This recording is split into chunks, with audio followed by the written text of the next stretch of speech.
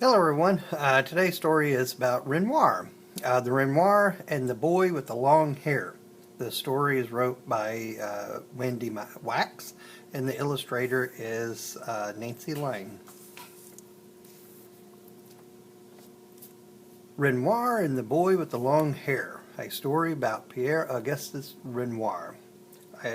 Author Wendy Wax and the illustrator Nancy Lane.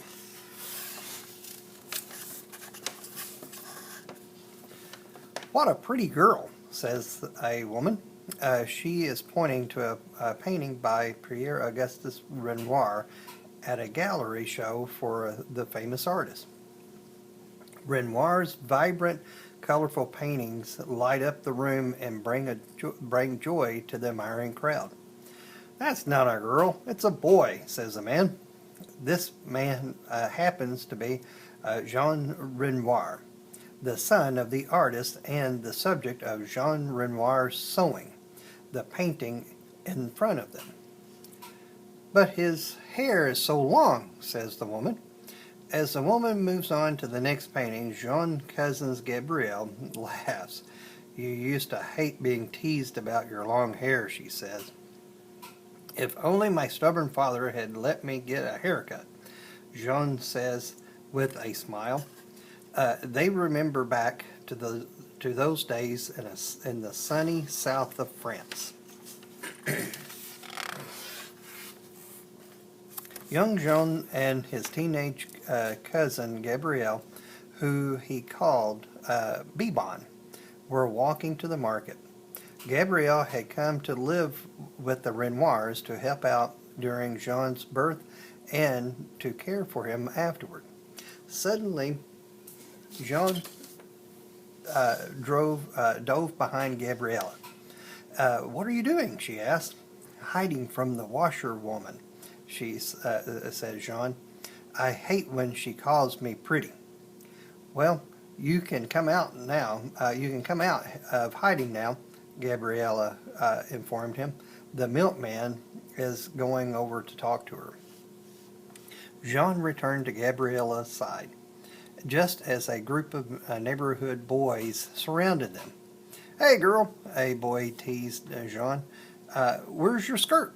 "I'm not a girl," said Jean, blushing a deep red. "He's a wolf head," snickering another boy. "I am not," shouted Jean. "How dare that boy associate him with the bushy end of a ceiling mop?" "Don't you boys have anything better to do?" asked Gabriella. Feeling foolish, the boys scattered and Jean and Gabriella continued their way.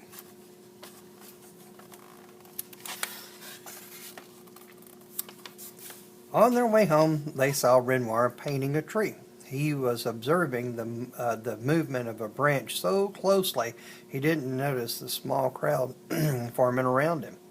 "I'm going to ask him if I can get a haircut," said Jean. "Not now," said Gabriella.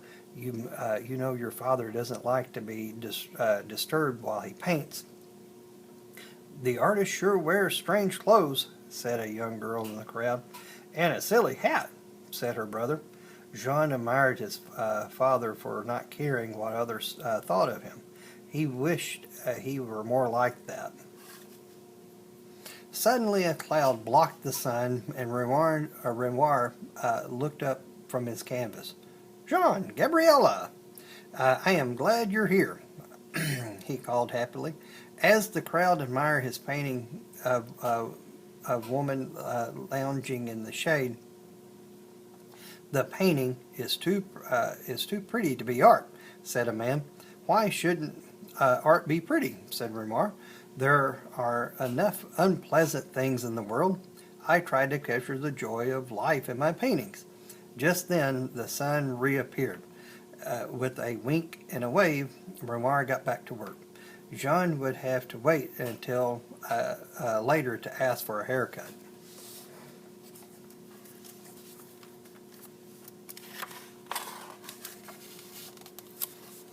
Before dinner, Jean found Renoir in the kitchen sketching his wife. "Can I get a haircut?" he asked. the other boys called me a girl and wolfhead. Girls are pretty, Renoir said thoughtfully. But wolfheads?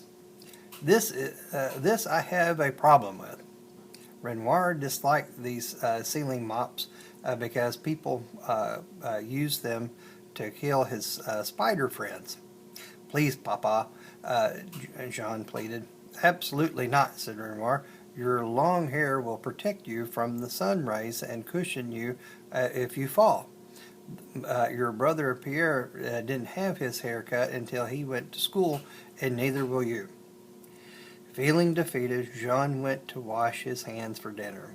After dinner, John visited his pet rabbit, Janot, in the dining room. I'm tired of being the boy with long hair, he told the rabbit.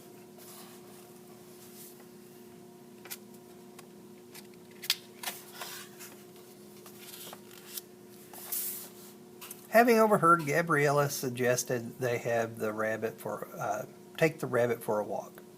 Be bon, said Jean, as they climb a hill. I'll be starting school soon, won't I? Not too soon, Gabriella said, but putting her arm around him. Your father is in no rush to send you. He believes children learn more from being outdoors than being stuck in the classroom. Jean sighed.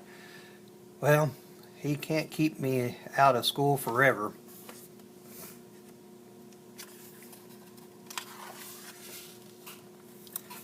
On Saturday nights, the Renoirs often had friends over for dinner. Many were artists, art dealers, and models, and the conversation was always lively. Jean liked to listen to Renoir and his artist friends talk about the old days when they left their dark studios to paint in the open air. Renoir and his friends Claude Monet, Alfred Sisley, and Frederick Bazelli often met in cafes to discuss new ideas about painting. Then they went into the forest to experiment using brighter colors and quicker brushstrokes than they'd ever used before. I once spent an entire day studying the way the sunlight changed on a leaf, Renoir remembered. You were the only one of us who loved using black, remembered Monet. The rest of us used only bright colors. You became known as Impressionists, said Jean, who had heard the story many times before.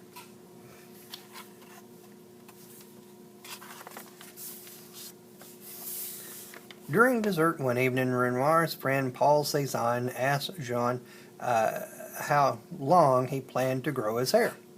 I want to cut it, but Papa won't let me, Jean complained. He says it protects my head.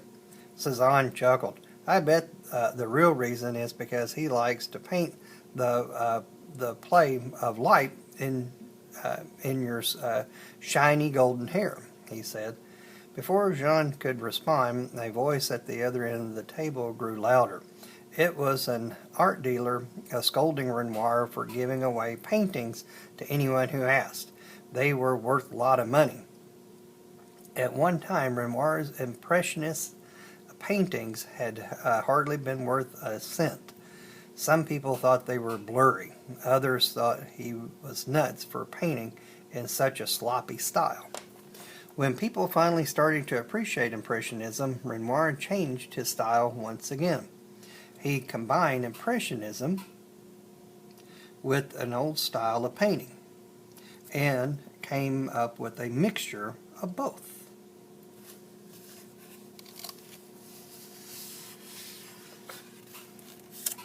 The Renoirs spent most winters in Paris and summers in the country. Papa, why do we have to move so much?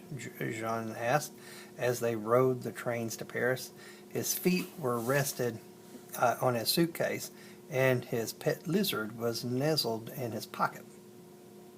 Every time he moved, I get a chance to paint a new kind of light, explained Renoir. Every time we move, said Jean, I get teased by a new group of boys. Just then, a lady entered the compartment and sat across from them. "What a sweet girl!" she exclaimed when she saw Jean. Such pretty hair." While Jean turned as red as his suitcase, the lizard poked his head out of his pocket. "Ah!" screeched the lady as she hurried out of the compartment. Jean and his father laughed until the lady returned with a guard who threw Jean's lizard out the window and left. "That's not fair," cried Jean, as seething with anger. The thought of his poor lizard flying through the air left him heartbroken. "Look on the bright side," Renoir said kindly. "Your lizard is back in nature where he belongs. Imagine him landing in a field of his lizard friends." Jean did this, but it made him feel only a little better.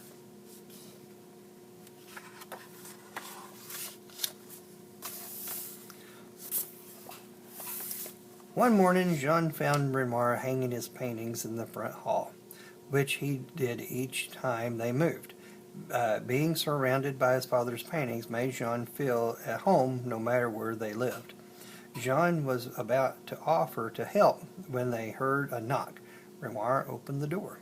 "Hello, come in," Renoir said, ushering a couple into the front hall. They had come to welcome the Renoirs to the neighborhood. "These paintings are wonderful," explained a woman. "This one would look perfect in our parlor." "Take it," said Renoir. "It's yours." "But Papa, the art dealer said not to." Jean began to, but Renoir was already taking the painting down. He was always giving his paintings away no matter what they were worth. He was just too nice.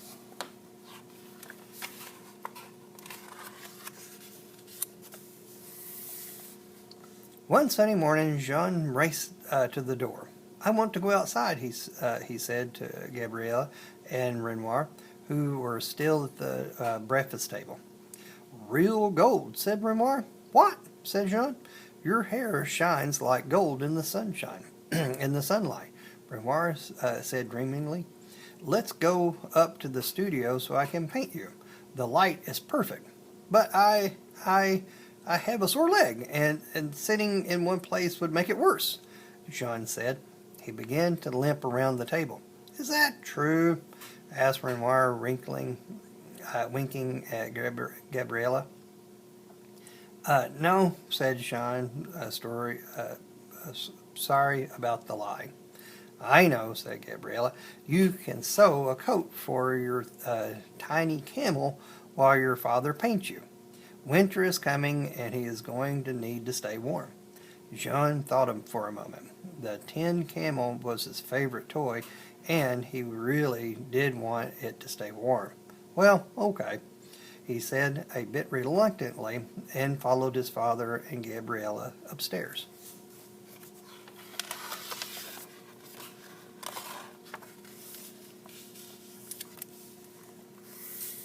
Renoir kept his studio neat and clean. Gabriella and his wife were the only ones allowed to touch his brushes and palette. While Renoir mixed colors, Gabriella found a piece of satin for the camel's coat. She helped Jean thread the needle, and he got right to work. He barely even noticed when Renoir tied a yellow ribbon in his hair. Jean sat still for hours, sewing and listening to the sounds of Renoir's humming and quick brushstrokes. Renoir and Gabriella were amazed. Usually Gabriella had to read fairy tales to keep Jean still. Renoir loved hearing the fairy tales as much as Jean did, especially Soup from the Sausage Skewer. Deep in concentration, Renoir didn't just paint his son from the outside. He felt as if he could see Jean on the inside too, and he painted as if he were doing his own portrait. This is the way Renoir painted every portrait, whether he was being paid by a wealthy patron or painting for pure delight.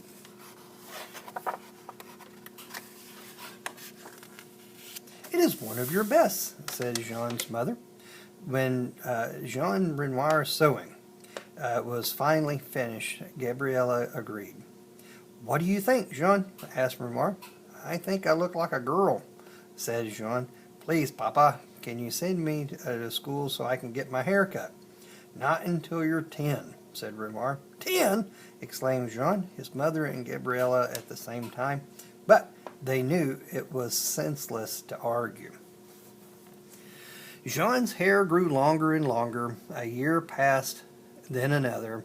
When he turned 7, his brother Claude, who they called Coco, was born. I feel so big next to him, Jean said, as Coco grasped his finger. Big enough to go to school? Asked Renoir. Jean looked up with curiosity. Yes, Papa, I'm not 10 yet, but I'm not 10 yet, he said. With a twinkle in his eye, Renoir said, I think it's time for school. And a haircut. Jean was thrilled.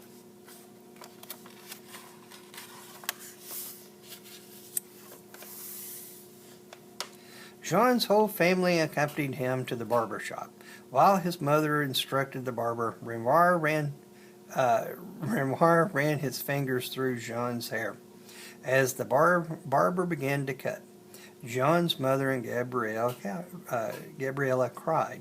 Renoir was filled with disappointment, knowing he'd never be able to paint Jean's long reddish gold hair again. Jean, on the other hand, was just as happy as could be. Jean's short hair didn't stop Renoir from painting him, though. Jean Renoir drawing was the first painting he did of Jean with short hair. Now that he looked like a boy, Jean was a happy model, especially when Gabriella told his favorite fairy tale, Soup from a Sausage Skewer, which the three of them knew by heart.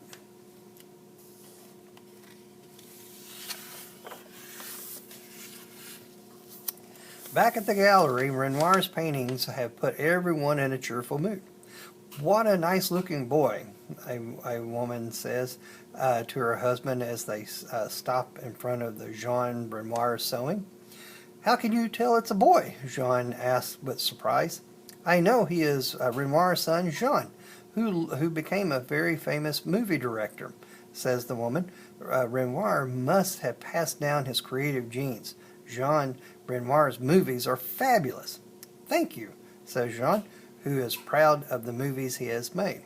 Then he introduces himself. You must have made your father very proud, says the woman. Jean smiles. I've always been proud of him. Not only was he a great painter, he was also an amazing father. Pierre Augustus Renoir was born in France in 1841. His parents discovered his son's artistic talent when, as a young child, he covered the floor of his father's tailor shop with chalk drawings.